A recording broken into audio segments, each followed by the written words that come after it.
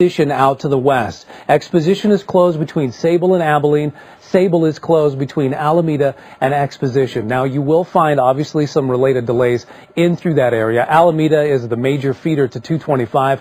That is open, though there's a ton of police activity in this area. So Alameda, if you want to avoid it, you should. You should take Chambers or Buckley, and depending on what side of the city you're trying to get to, use those feeders to gain access on the 225 from either 6th Avenue or Mississippi. This other location up here, this is where the bomb squad and everybody is over at the apartment complex. Closures there. The main one, 17th. So Colfax will pick up that extra traffic, but you can see the two areas where the investigation continues. This one being the Aurora Town Center, this one being the apartment complex where everybody is at looking inside the apartment complex. And Skyfox out again with another live look. That car's location where all of the activity was taking place just moments ago on the back side of what is going on at the Century Movie Theater out in the Aurora area. You can see where police have stationed off on, I believe that's going to be Exposition to the south, but you can see that there is nobody getting through and there's still a lot of cars in that parking lot. Best advice, avoid the area. They don't need any looky-loos driving by trying to get a look to see what is happening. And again, you're going to find some delays associated with that. Nick and Melody, as this investigation continues to expand and get deeper, if more closures come into place or if some of these roads open, we will definitely bring that information to you.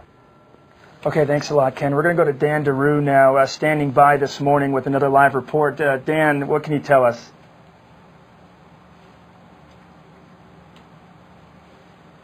Dan, you have some people with you this morning. Dan, were they witnesses? It seems like Dan's audio is not working right now. Can we get, hey Dan, all right, let's try to get him to turn on his mic. It seems like we're having some microphone issues. Yeah, again. Anytime a crime occurs, especially one of this magnitude, police want to get to witnesses immediately to get the freshest account of what happened. So that's what happened to the folks who were at the Batman movie. They're here at Gateway High School being interviewed and telling police what they saw. And we have three witnesses, three kids that were in theater number 9 where the shooting took place. We have Austin, William, and Spencer. And Austin, I'll start with you. Where were you guys sitting inside the theater? Where were you sitting? We were sitting about 3 rows up in the second section, so not close to the screen, but second section. There's a break-in, so you can walk in between. Choose your side. About 3 rows up from there, and then I was a 4th seat over from the end, and he was a 5th seat. She was a 3rd seat, and that's where we were sitting, just right in the 3rd. All right. So William, 10 minutes into the movie, and then what happened?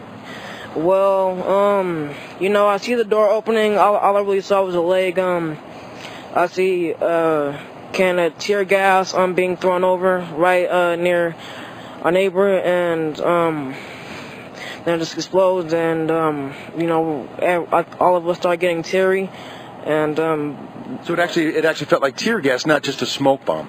No, it was tear gas, and we were just all panicking, and at that point we were just looking for a way to get out.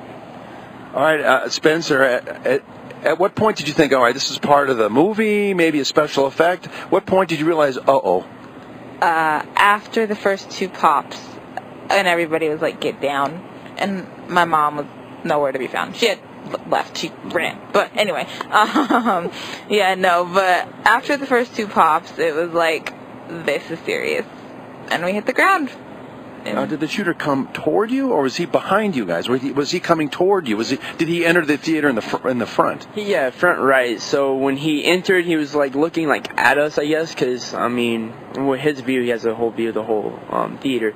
And then later, when he started walking, it just looked like he was trying to walk up the stairs. He get towards the back, and we were on the far left side. So William, did he say anything? Or did he make any motions?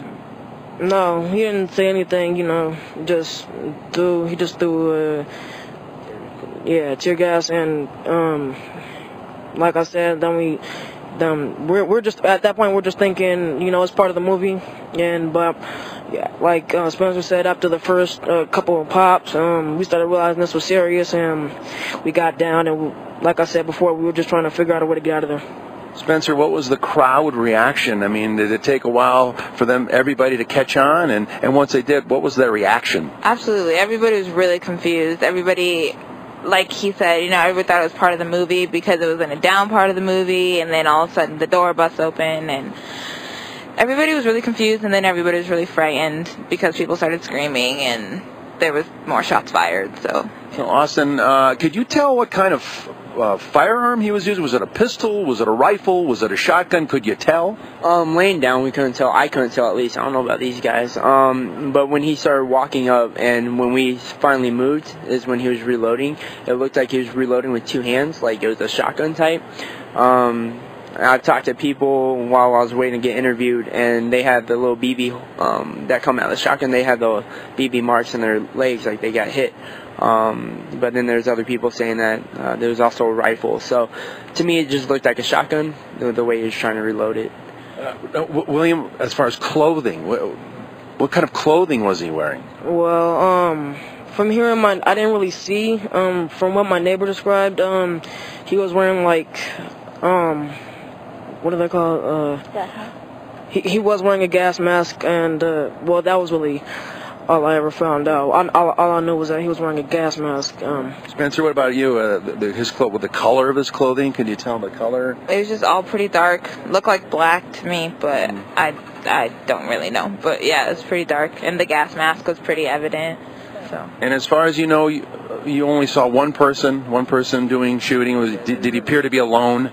Yeah, he seemed to be alone. So. Right. Yeah. At what time did this occur? I mean, when you were out in the parking lot, what time happened? What time did this happen? In the parking lot, it was about 12:30, maybe 1 a.m. Yeah. So. Now, obviously, everybody's pouring out of the theater. They're in the parking lot. There's law enforcement everywhere. By any chance, did you see the suspect come out in handcuffs at any point, or? No, I didn't actually see him get arrested. We do know that one was apprehended, but I didn't actually see him get arrested.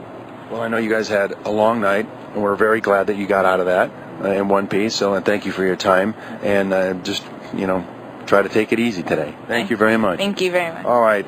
Three good kids right here. Again, we're live at Gateway High School. It's a multi-agency investigation. Obviously, we have Aurora, Denver Metro, law enforcement agencies, BATF, Bureau of Alcohol, Tobacco, and Firearms, I understand, is on scene as well, as with the FBI. They're here as well, too. And again, hours after something like this occurs, it's absolutely crucial to get witness accounts, because that's when it's going to be the most fresh. And, of course, these kids had to stay up all night long, guys.